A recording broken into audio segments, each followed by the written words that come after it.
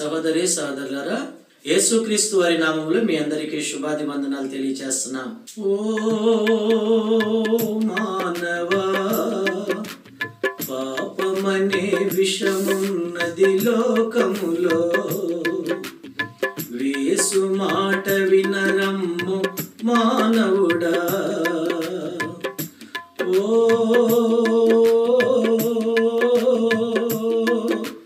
మానవుడా, పాపమనే విషమున్నది లోకములో, యేసు మాట వినరమ్ము మానవుడా. ప్రైజ్ ది లార్డ్, హల్లెలూయా. ప్రియమైన దేవుని బిడ్డలారా, పాపమనే విషయం ఉన్నటువంటి లోకంలో బ్రతుకుచున్నటువంటి మనందరినీ మన రక్షకుడు యేసుక్రీస్తు వారు మిమ్మల్ని అందరినీ దర్శించాలని మరి ఈ రీతిగా మీ ముందుకి తన వాగ్దానాలు ప్రభు తీసుకుని వస్తూ ఉన్నాడు. గమనించండి, సామెతల గ్రంథం, సొలొమోను జ్ఞాని రాసినటువంటి సామెతల గ్రంథం 23వ అధ్యాయము 30 వచనం 31, 32, 33 వాక్యంలో ఇలాగూ వ్రాయబడి ఉంది. ప్రియులారా, మరి అక్కడ ఉన్నటువంటి లేఖన భాగాల్లో ఏమని వ్రాయబడి ఉన్నాయంటే, ఈ లోకములో ఎవరైనా మరి త్రాగి, మందు త్రాగి, సారా త్రాగి వారి జీవితాల్ని పాడు చేసుకుంటున్నారు. అది దేవునికి విరోధమైనటువంటి చర్య, పాపము అని జ్ఞాని, సొలొమోను జ్ఞాని దేవుని మహా జ్ఞానమును బట్టి ఆ మాటలు మానవ జాతికి అందించాడు. అవి తళతళ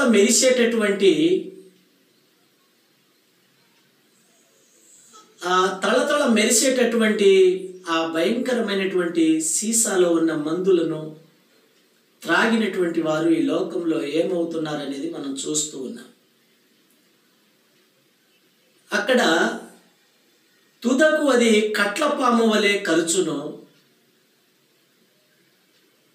అతను త్రాగినది అతనికే కరుచును, పాము వలె కరుచును, కట్ల పాము వలె కరుచునని లేఖనాలు సెలవిస్తున్నాయి.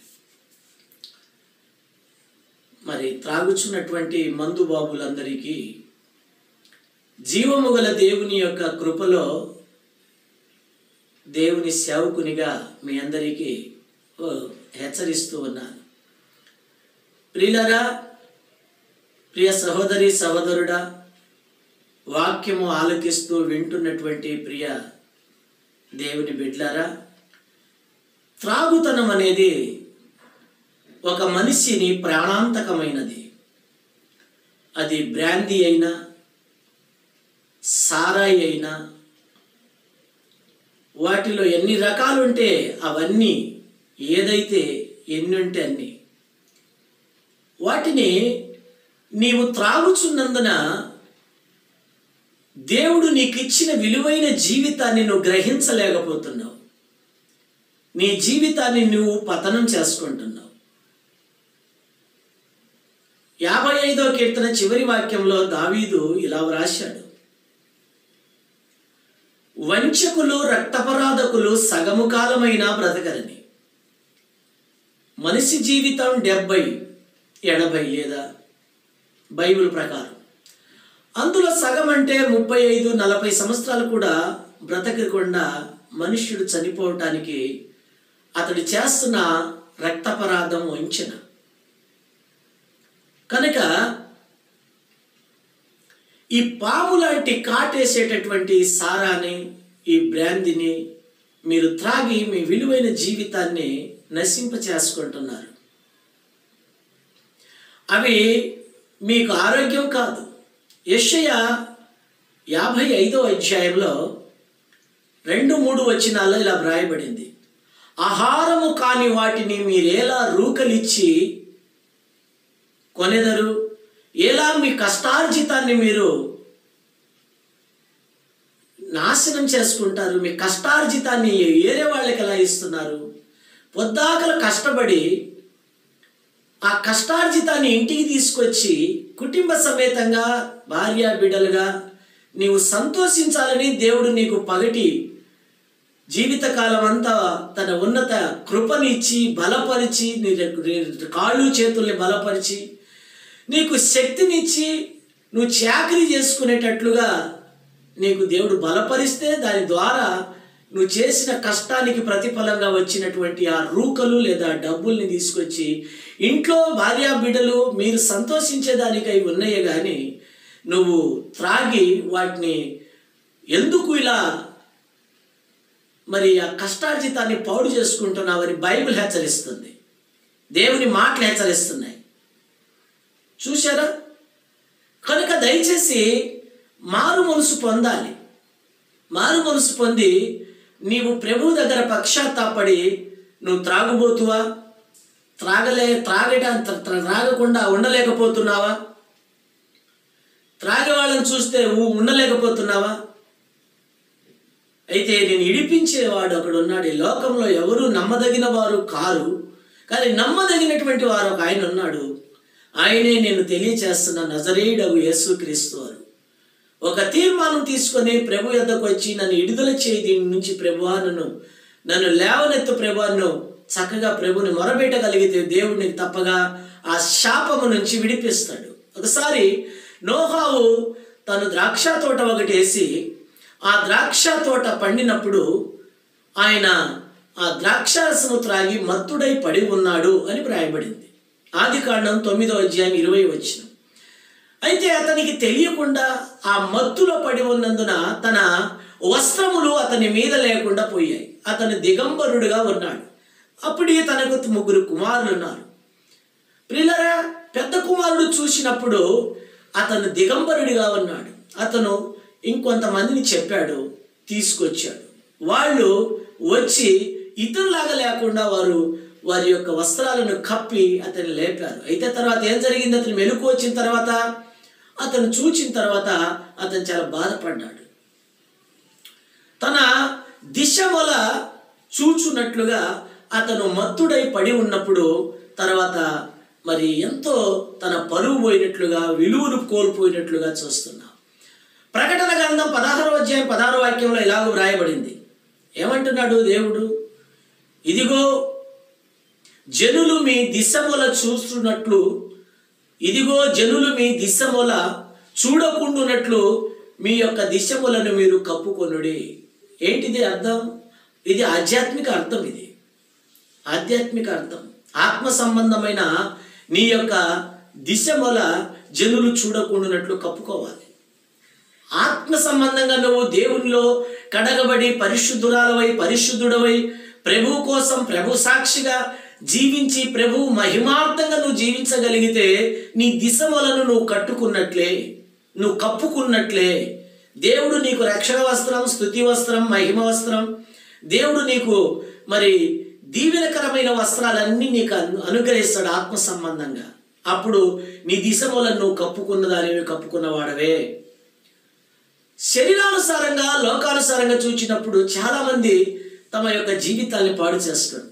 నాకు తెలిసిన సంఘటన ఈ మధ్యలో మరి 2 కుర్రవాళ్ళు, ఒకడు త్రాగాడు, అతనికి సరిగా ఎక్కలేదు. ఇంకొకడు తాగాడు, అతనికి బాగా ఎక్కింది, అతను కిందికి పడిపోయాడు. మరొకడు అతనిపై దాడి చేసి రాళ్లతో తన తలను మరి రాళ్లతో కొట్టి ఆ తలంతా వాసిపోయి ఆయన గాయాలు చేసినప్పుడు, రక్తం కారుతున్నప్పుడు హాస్పిటల్ తీసుకెళ్తే వైద్యులు పరీక్షించి అప్పటికే అతను చాలా సీరియస్ కండిషన్లో ఉన్నాడని, కొంత సమయం తర్వాత అతను చనిపోయాడని చెప్పినప్పుడు తీసుకుని ఇంటికి వచ్చారు. కేవలం తన ప్రాణాలు పోగొట్టుకున్నాడు. తనకు భార్య, 2 బిడ్డలు, యవ్వనస్తురాలు తన భార్య, తాను యవ్వనస్తుడే, మరి 2 బిడ్డలు. వీళ్ళు ఏం చేయాలి? కేవలం త్రాగినందున తన ప్రాణాలు తీసుకున్నాడు. కేవలం త్రాగినందున, పడిపోయినందున ఏరేవాడు అతన్ని కొట్టి చంపాడు. 2 త్రాగి చేసుకున్నది. ఇది మత్తు చాలా ప్రమాదకరమైంది. ఈరోజు లోకంలో చాలా ప్రమాదకరమైన హెరాయిడ్స్ అని రకరకాల మత్తు పదార్థాలు చూడండి.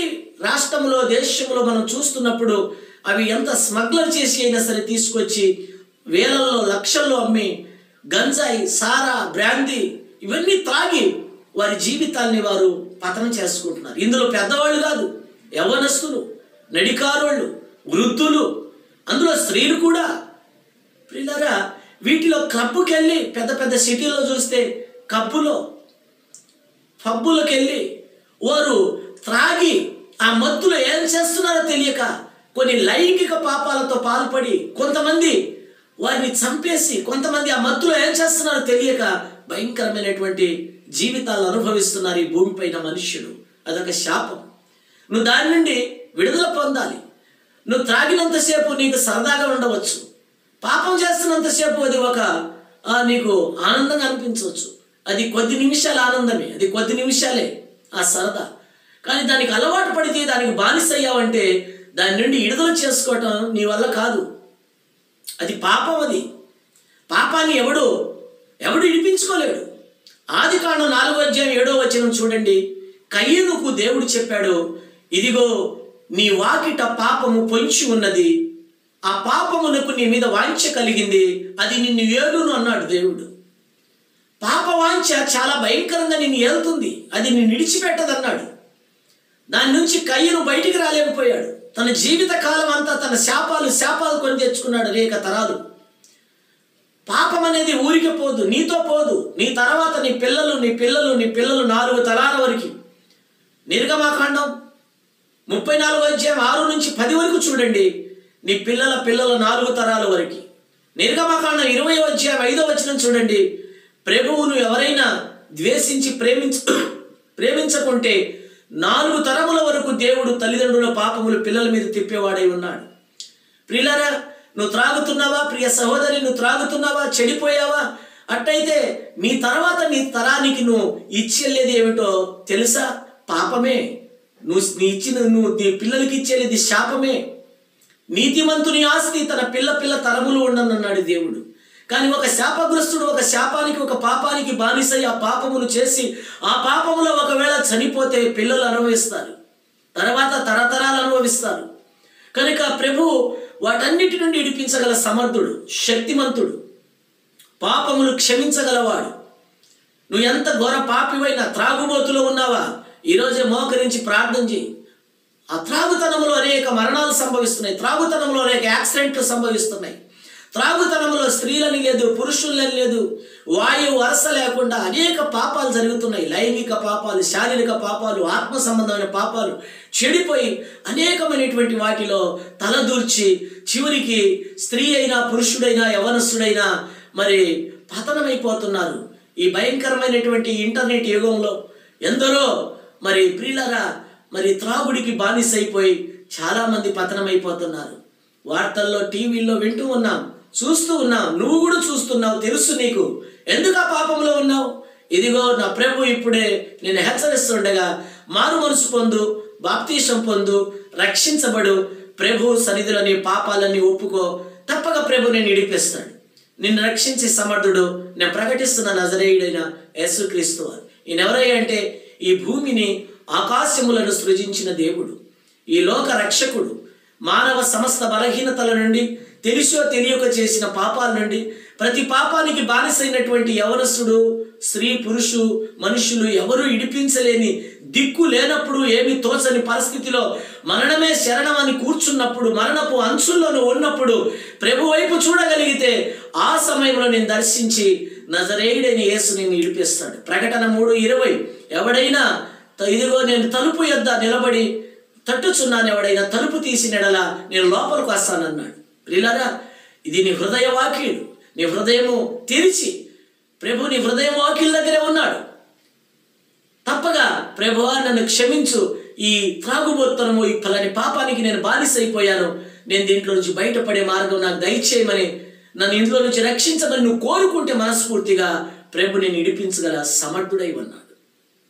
కనుక వాక్యం వింటున్న ప్రియ సహోదరి సహోదరుడా, తప్పగా ఈ వాగ్దానాలు విని వీటిని సీరియస్గా తీసుకొని మోకరించి ప్రార్థన చేసి అట్టి శాపం నుంచి నువ్వు విడిపించబడతావని నీకోసమే ఈ వాక్యాన్ని ప్రభు చెప్పమన్నాడు.